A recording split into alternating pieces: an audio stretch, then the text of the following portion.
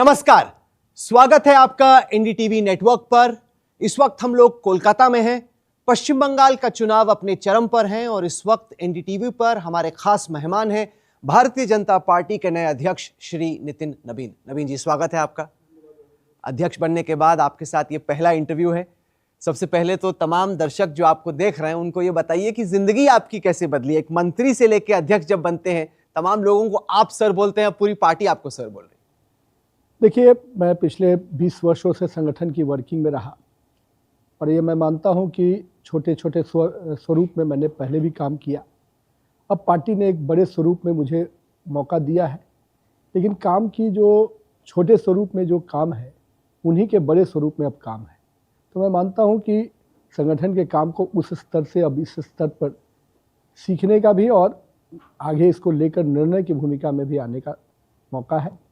और मैं मानता हूं कि भारतीय जनता पार्टी का जो शीर्ष नेतृत्व है, पार्टी के जो संगठन के स्ट्रक्चर्स हैं, वो कहीं ना कहीं हर तरह से आपके साथ सपोर्ट में खड़े रहते हैं। जब इतनी बड़ी टीम की कप्तानी करने का मौका मिलता है तो सवाल ये उठता है कि क्या कप्तान तैयार है? आप क्या मानते हैं, क्या देश दुनिया की सबसे बड़ी पॉलिटिकल पार्टी की कप्तानी करने के लिए आप पूरी तरीके से तैयार हैं?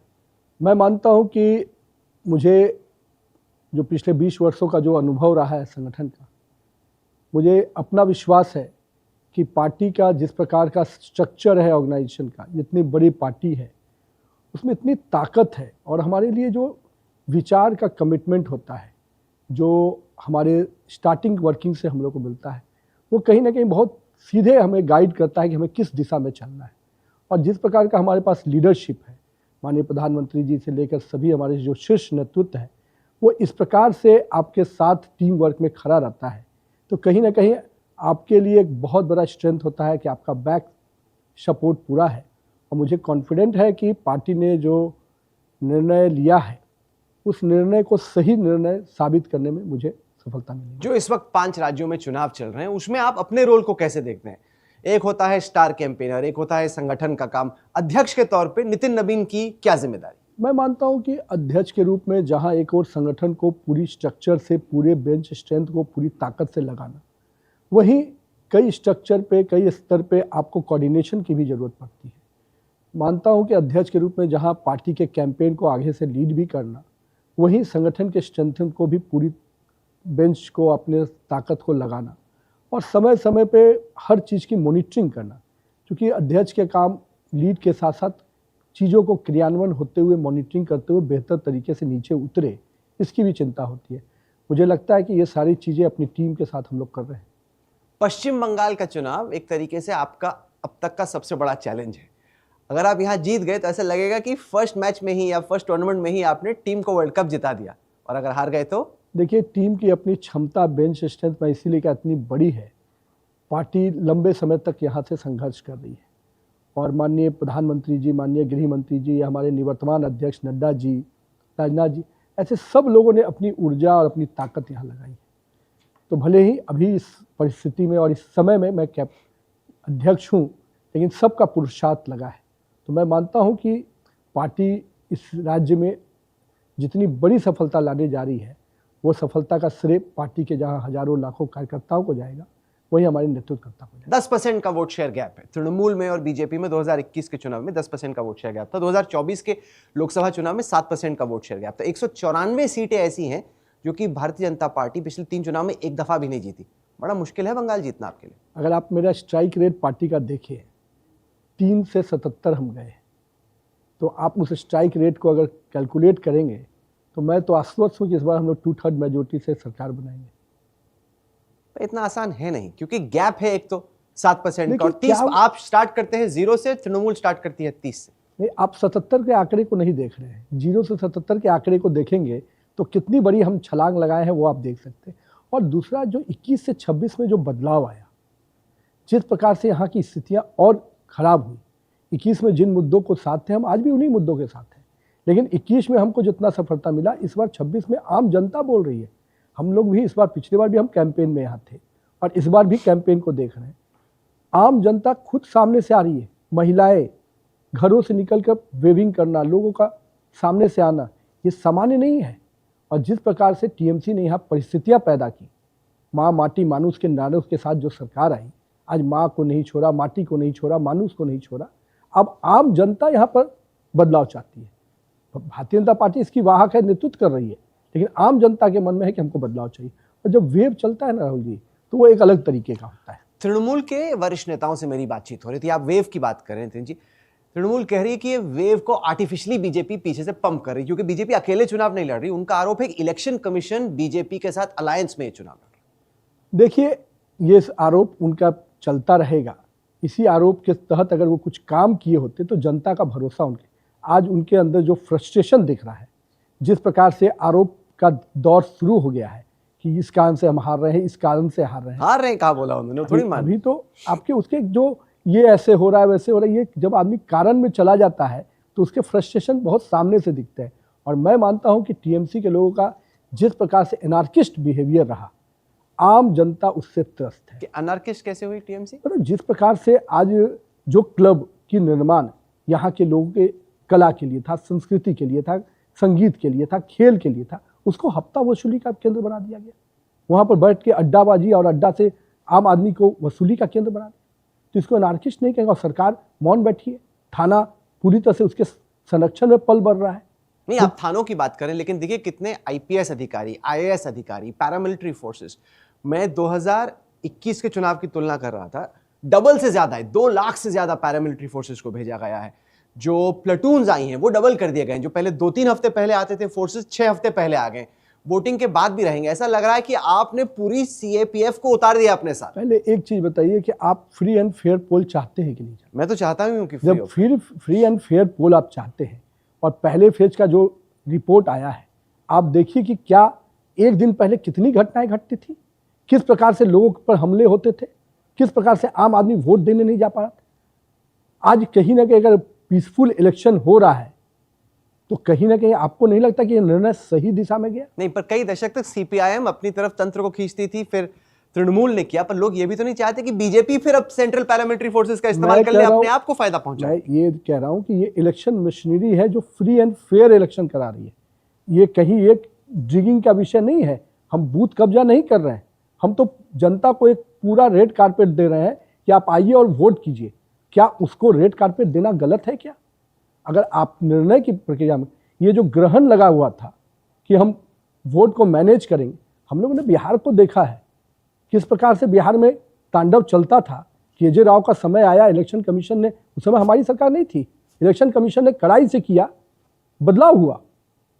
मैं हमेशा मानता हूं कि फ्री एंड फेयर इलेक्शन कराना इलेक्शन कमीशन का फर्स्ट मैंडेट है और उसको पूरा करने के लिए जो भी निर्णय लेता है वो निर्णय स्वागत योग्य है। बड़ी दिलचस्प बात है कि आपने केजे राव का जिक्र किया, क्योंकि 2006 में जब पश्चिम बंगाल में केजे राव आए थे, तब उन्होंने इसी तरह से एसआईआर से काफी छटाई की, जो मर चुके थे वोटर्स या जो बोगस वोटर्स थे। उसके बाद क्या हुआ, सीपीएम और भी बड़ी बहुमत से जीत गई। वो इसलिए क्योंकि जिनका नाम कटा, उनके परिवार में, उनके जानने वालों में एक भय पैदा हो गया कि अगर हमने वोट नहीं दिया तो हमारा वजूद खतरे में है। तो 75% से ज्यादा वोट 84% सीटों पर पड़ा। मतलब कि अभी भी हम देख रहे हैं प्रत्याशित वोटिंग हुई है, तब तो काउंटर मोबिलाइजेशन हो गया था। तो सीपीएम को फायदा हो गया। तो कहीं ऐसा तो नहीं कि एसआईआर से तृणमूल को ही फायदा मिल जाए? देखिए, अगर बेचैनी उनके अंदर 92 लाख वोट कटने से, हमारे अंदर तो कोई बेचैनी नहीं है। अगर बेचैनी उनके अंदर है तो आप समझ सकते हैं कि तकलीफ में कौन है। नहीं, वो बेचैनी की, मैं एक हीट मैप देख रहा था पश्चिम बंगाल का, जहां जहां 11.6% से ज्यादा वोट कटा है, एवरेज से ऊपर, वो ज्यादा वो डिस्ट्रिक्ट हैं जो कि बंगाल के बॉर्डर से छटे हुए हैं, जो कि बांग्लादेश के साथ साथ है। यानी कि लाजमी तौर पे उन इलाकों में जहां तृणमूल जीता करती थी या जहां उनके वोटर्स थे, उनका आरोप है कि वहां पे ईसी ने ज्यादा एक्शन लिया। अब आप खुद कह रहे हैं कि बॉर्डर के इलाके हैं और आप खुद कह रहे हैं कि वो बांग्लादेश से जो, अगर वहां पर इलेक्शन कमीशन ने कड़े निर्णय लिए और वो निर्णय डीएम और एसडीओ के प्रस्ताव के आधार पर होते हैं।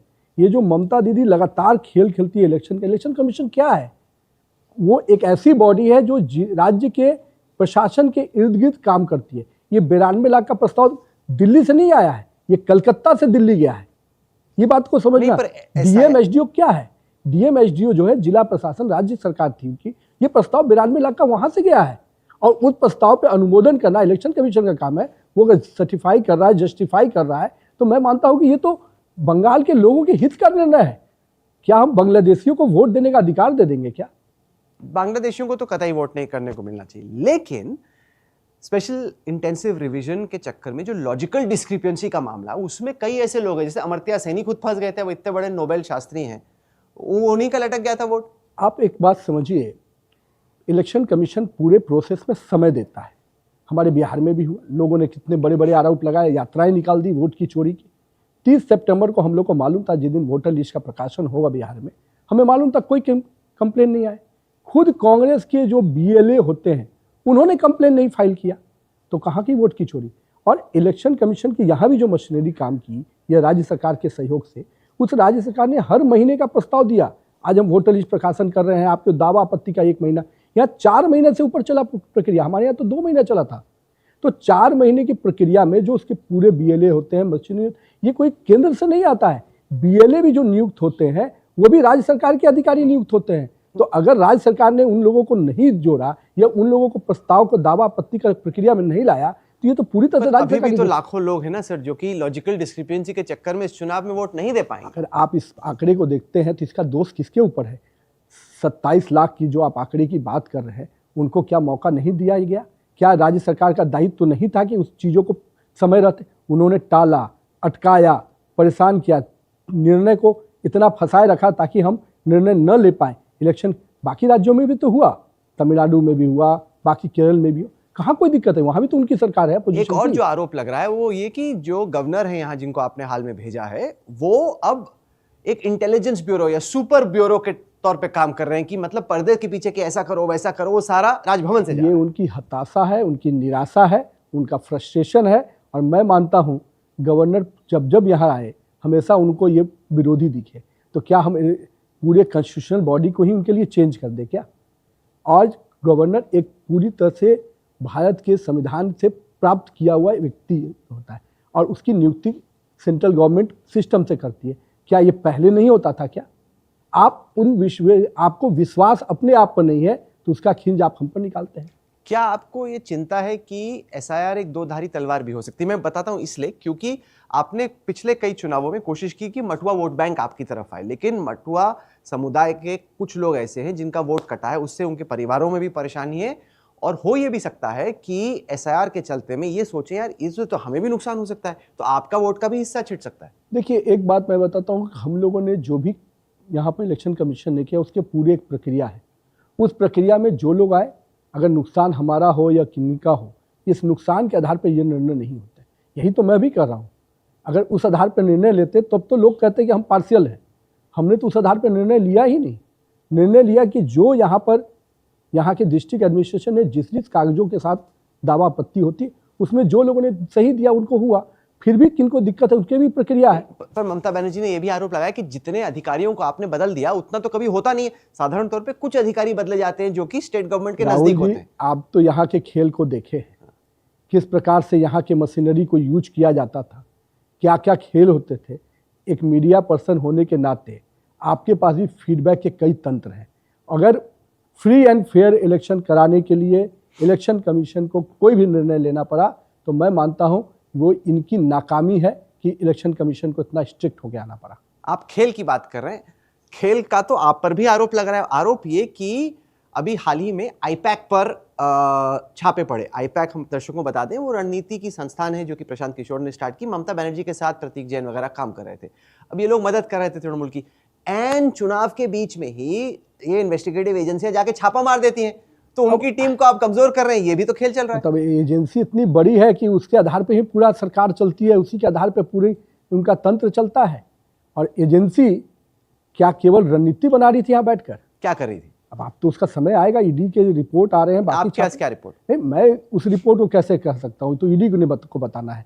मैं तो ये मानता हूँ कि अगर एजेंसी बिजनेस कर रही थी, उसके घर पे अगर छापे, एजेंसी अगर रणनीति बनाती तो उसका एक अलग फोरम होता है। लेकिन एजेंसी सरकार के डॉक्यूमेंट के साथ अगर सामने से नजर आ रही है तो आने वाले समय पर कार्रवाई होगी। नितिन नवीन पे भी कार्रवाई हो सकती है। मैं ये मानता हूं कि किसी भी तंत्र को, सरकार के सिस्टम और बिजनेस, ये तंत्र में जो लोग भी नजर आएंगे ऑब्वियसली उन पर कार्रवाई होगी। अगर वो पर टाइमिंग पर भी तो सवाल उठता है ना, जैसे कि कोई सपोर्ट स्टाफ है क्रिकेट टीम का, सपोर्ट स्टाफ पे छापा पड़ जाए तो क्रिकेट टीम बगैर सपोर्ट स्टाफ के कैसे खेलेगी? देखिए, ये सपोर्ट सिस्टम में लेकर आप मैल प्रैक्टिस करते हुए नजर आएंगे तो जिस समय आएगा उस समय चोट होगी, कल भी हो सकता है, आज भी हो सकता है। बीजेपी कोशिश कर रही है कि ममता बनर्जी का जो महिलाओं में प्रेम है वो थोड़ा कम हो और महिलाएं कुछ आए। कुछ महिलाओं से बात हो रही थी, 1500 रुपए तो उनको अभी ही मिल रहे हैं। तो एक तरीके से ममता बनर्जी पैसा, आप कह रहे हैं कि आप 3000 रुपए देंगे, लेकिन महिलाएं ये भी तो सोचती 1500 रुपए तो आ ही रहे हैं। अच्छा, महिला के बारे में आप क्या सोचते हैं? महिला किस चीज के लिए पहले वोट करती है? महिला को सुरक्षा, सम्मान, स्वाभिमान, उसके बाद सहयोग, ठीक है ना। महिलाएं सबसे अधिक अपने जीवन को प्रोटेक्टिव होकर आगे बढ़ती हैं। आज उसकी सुरक्षा के साथ खेल हो रहा है, उनके सम्मान के साथ खेल हो रहा है। महिलाएं शाम में 6 बजे के बाद बाहर न निकले, इसके लिए उनको यहाँ की सरकार और यहाँ के नेतृत्व उनको कहते हैं। स्वाभिमान, आज एक भी महिला खुद के लिए कुछ कर ले, वो स्थितियाँ नहीं बची। तो आज सुरक्षा, सम्मान और स्वाभिमान तो खत्म कर दिया। और मैं ये मानता हूँ कि जिस सहयोग की बात आप कर रहे हैं उसका भी मालूम है ना, यहाँ की महिलाएं ये भी कहती हैं कि एक रास्ते दीदी देती है और भतीजा के रास्ते मंगा लेती है। ये भी तो इसी राज्य की महिलाएं कर रही हैं। तो आपकी जो वसूली चलती है वो भी तो महिलाओं का दर्द है। और मैं तो कहता हूँ कि जिस प्रकार से महिलाओं की हिस्सेदारी, स्वाभिमान, सुरक्षा और सम्मान के साथ जिस नाम पर ये सरकार आई, माँ माटी मानुष, आज माँ यहाँ पर प्रताड़ित हुई है, बहनें प्रताड़ित हुई हैं, तो निश्चित रूप से उनको सजा मिलेगी। वही एक राज्य का मुख्यमंत्री जो महिला होते हुए इस प्रकार से अगर व्यवहार किया है तो उसके लिए तो कोई नहीं। पर ये भी तृणमूल वाले कहते हैं कि आपने जैसे एक वाकया ले लिया, वो आरजी कार वाला, उसको इतना आपने बड़ा बना दिया। वो कहते हैं भाई ये रेप बहुत अनफॉर्चुनेट है, लेकिन रेप तो बिहार में जहां से आप आते हैं या फिर मध्य प्रदेश में, दिल्ली में, बाकी जगहों पे होता है। बीजेपी ने इतना बड़ा कैंपेन वो आरजी कार वाले को बना दिया कि आपने रेप को पॉलिटिसाइज कर दिया। नहीं राहुल जी, घटनाएं एक का विषय नहीं होता, घटनाएं देश के सभी राज्यों में होती। घटना के पीछे सरकार की मंशा क्या है? सरकार अगर अपराधियों को बचाने में, दुष्कर्मियों को बचाने के लिए आगे बढ़ती है तो उस सरकार को जंगल राज और महाजंगल राज कहते हैं। घटनाओं में अगर सरकार निष्पक्ष होकर कड़ाई से कार्रवाई करती है उस सरकार को गवर्नेंस और सुशासन कहते हैं। घटनाओं पर प्रतिक्रिया सरकार का क्या है? संरक्षण अगर दे रही है सरकार तो निश्चित रूप से सरकार पे आएगा, चाहे घटना 1 घटे चाहे घटना 100 घटे। आप विमेंस रिजर्वेशन बिल पार्लियामेंट में लेके आए, ममता जी कहती हैं कि भाई इससे ज्यादा तो हम बिन रिजर्वेशन के विमेन को दे देते हैं। 40% प्रत्याशी हमारे होते हैं। अगर भाजपा इतना ही सीरियस है विमेन रिजर्वेशन को लेके तो 33% इसी चुनाव में दे देते आप।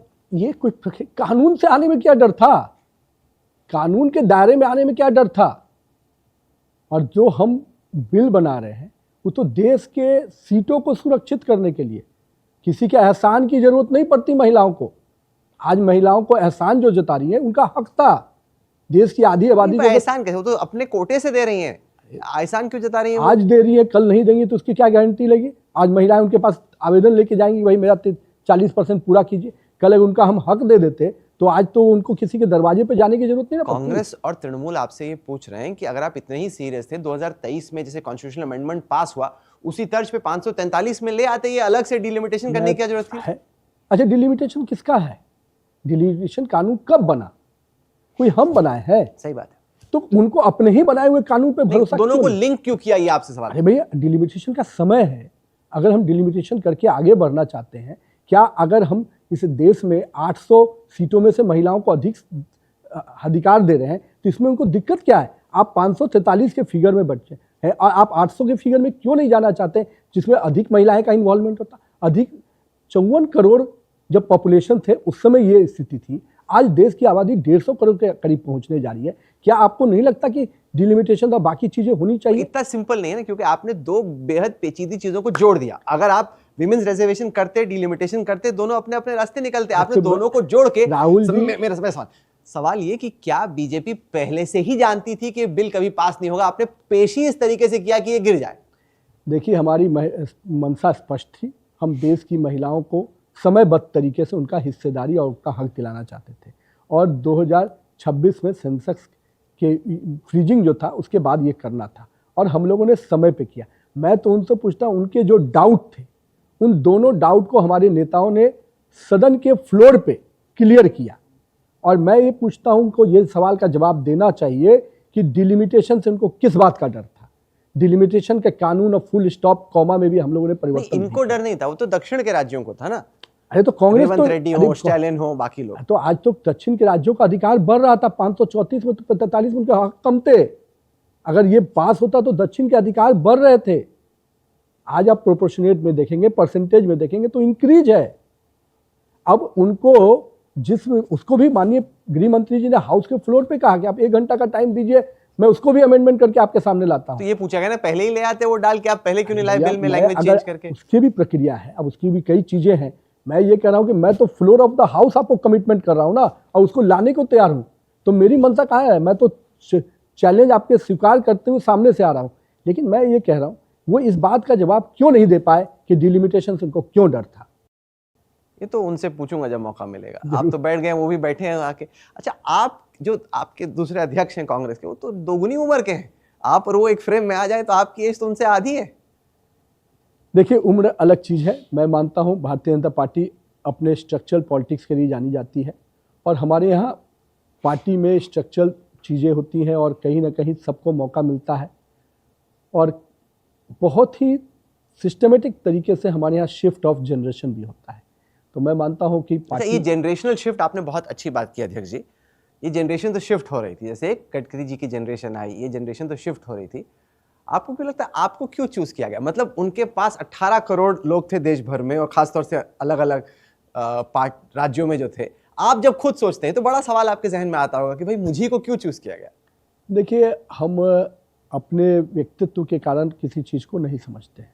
मैं मानता हूँ कि पार्टी के निर्णय हमारे कई बड़े नेता मिलकर लेते हैं, और निर्णय की प्रक्रिया में सब लोग के मन में अगर एक मत बनता है तो ये मेरे लिए एक बहुत बड़ी जवाबदेही है, जिसको हम मुझे पूरा क्या क्लिक किया? आप जब सोचते हैं, वो क्या सोचते हैं वो उनसे पूछूंगा। आप जब सोचते हैं कि आपने क्या ऐसा किया जो क्लिक कर गया कि अध्यक्ष आप बन गए?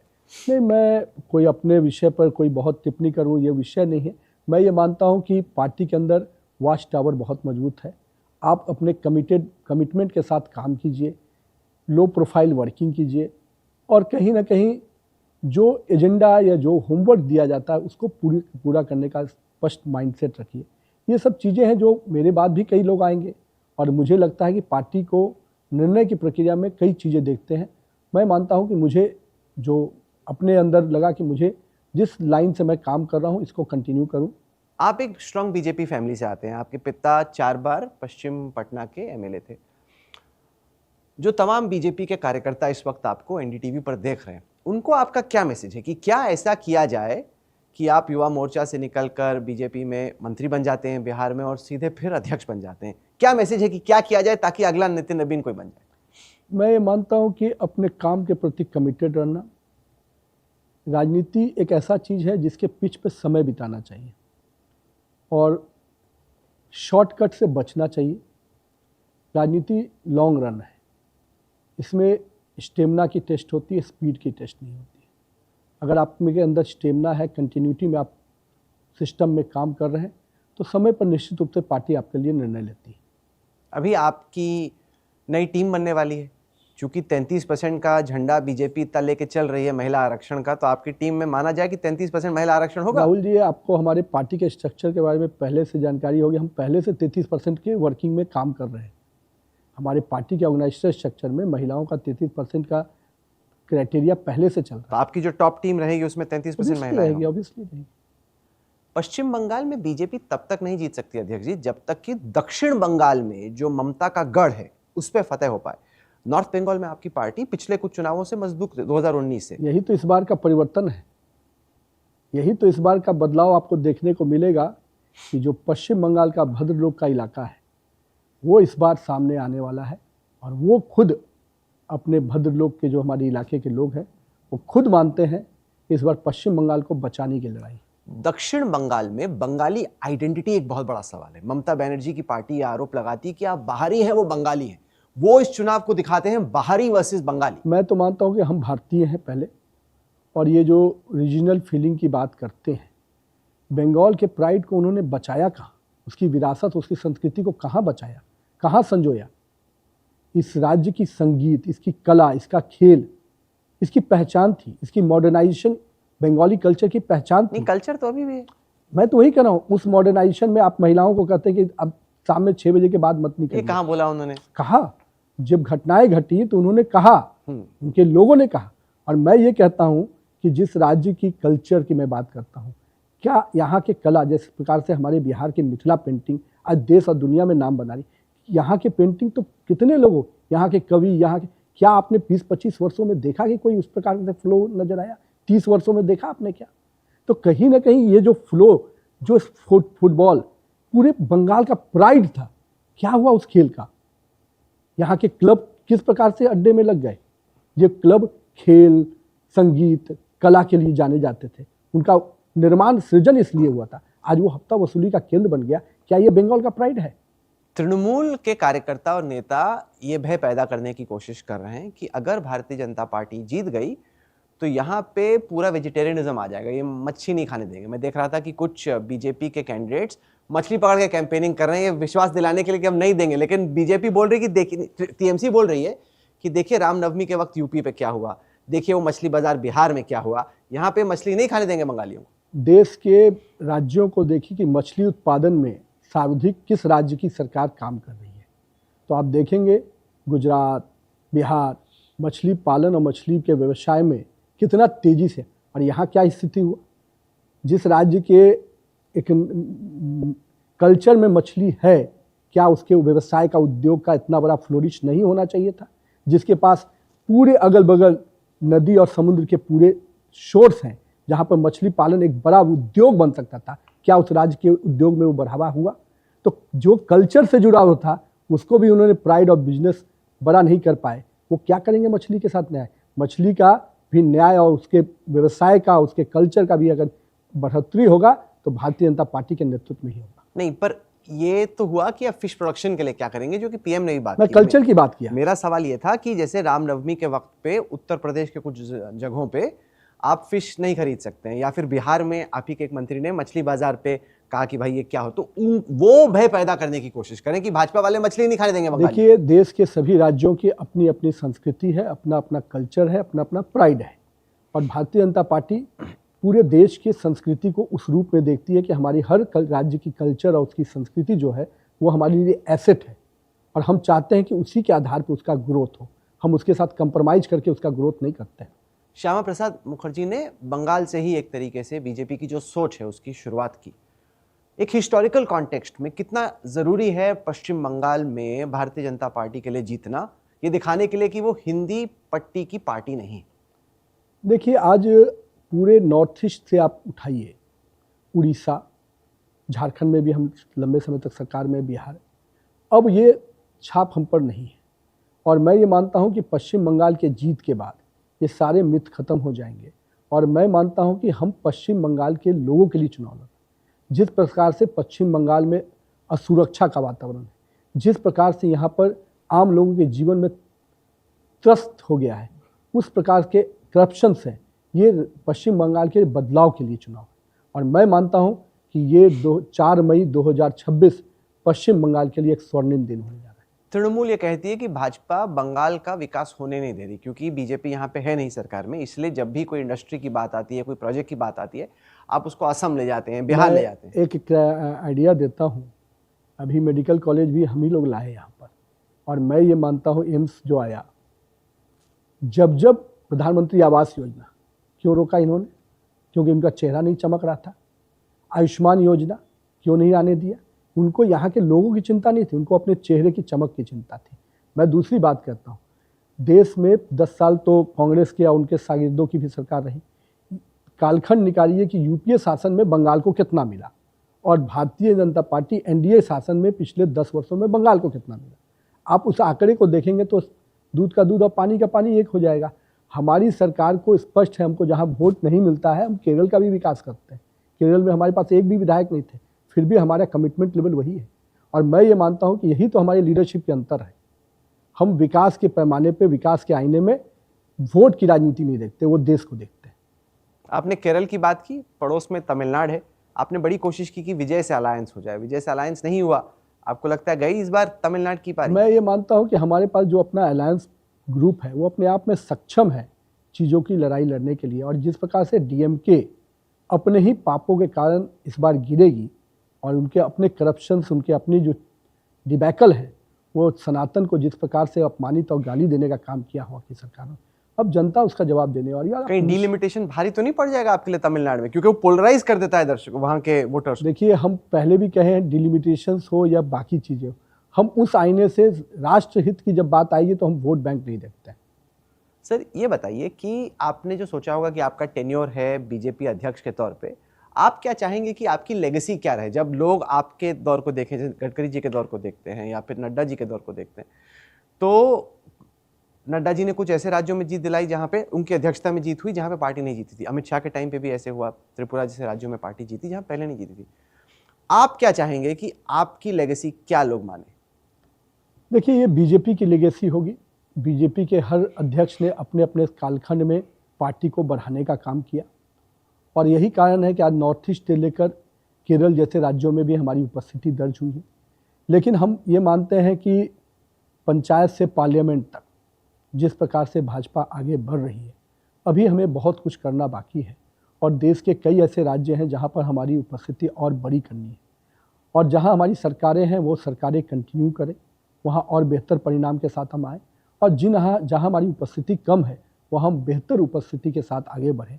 और मेरा मानना है कि साउथ हमारे लिए निश्चित रूप से पश्चिम बंगाल से जो शुरुआत होगी उसका असर साउथ की राजनीति में पड़ेगा।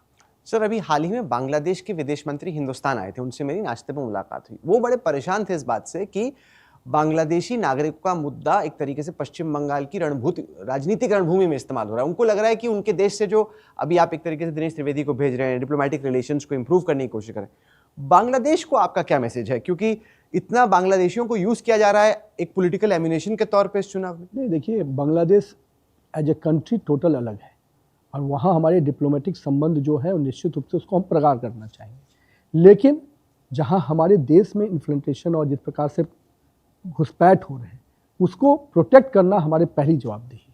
तो हम नेशन इंटरेस्ट के पहले कोई डिप्लोमेटिक पॉलिसी भी नहीं कर सकते। नेशनल इंटरेस्ट हमारा पहले है, और उस नेशन इंटरेस्ट में हमारी पब्लिक पहले मेरे सामने है। तो हम पहले अपने जनता के लिए सोचेंगे, और डेफिनेटली डिप्लोमेसी के लेवल पे जो हमारे पड़ोसी देश हैं उनसे हमारे अच्छे संबंध रहें, उनके साथ हम और अच्छे ताल्लुकात के साथ आगे बढ़े, ये हमारी प्रायोरिटी है। जब पॉलिटिक्स में अक्सर ये होता है कि कौन सा राज्य हावी है, हाँ पहले बहुत टाइम तक गुजरात हावी था और अभी भी है। हाल ही में जैसे सम्राट चौधरी बीजेपी के नेता बिहार में मुख्यमंत्री बने, आप पार्टी के अध्यक्ष बने, तो अभी आप ही की पार्टी में चर्चा चल रही है कि इस वक्त जो सूरज है वो बिहार से उग रहा है। नहीं, सूरज अपने सही दिशा से उगता है। लोगों को भ्रम होता है कभी कि पृथ्वी घूम के, और सूरज जहाँ से उगता है वहीं से उगता है। पृथ्वी चक्कर लगाती है, पार्टी की प्रक्रिया है, हर राज्यों को कभी कभी प्रतिनिधित्व मिलता है, इस बार बिहार को मिला है। नितिन रवीन जी, आप जुड़े हमारे साथ, ये पहली दफ़ा है कि एनडीटीवी पर अध्यक्ष बनने के बाद हमने आपका इंटरव्यू किया। हमारी आपको शुभकामनाएं। देखते हैं कि कप्तानी की पहली जो आपकी पारी है उसमें आप पार्टी को बहुत बड़ी जीत दिला पाते, क्योंकि अगर आप जीत गए बंगाल तो बीजेपी के लिए बहुत बड़ी जीत होगी। और जैसे आपने कहा कि कप्तान को तो श्रेय मिलता ही है उसका। देखिए, वो टीम को श्रेय मिलता है और कप्तान उसको लीड करता है, तो लेकिन मैं मानता हूँ कि बंगाल की जीत हमारे हजारों कार्यकर्ताओं के परिश्रम, बलिदान, उनके पुरुषार्थ की जीत है, हमारे नेतृत्वकर्ता का परिश्रम की जीत है। आपने हमें वक्त दिया, इसके लिए बहुत बहुत धन्यवाद। एनडी से बात करने के लिए आपका शुक्रिया।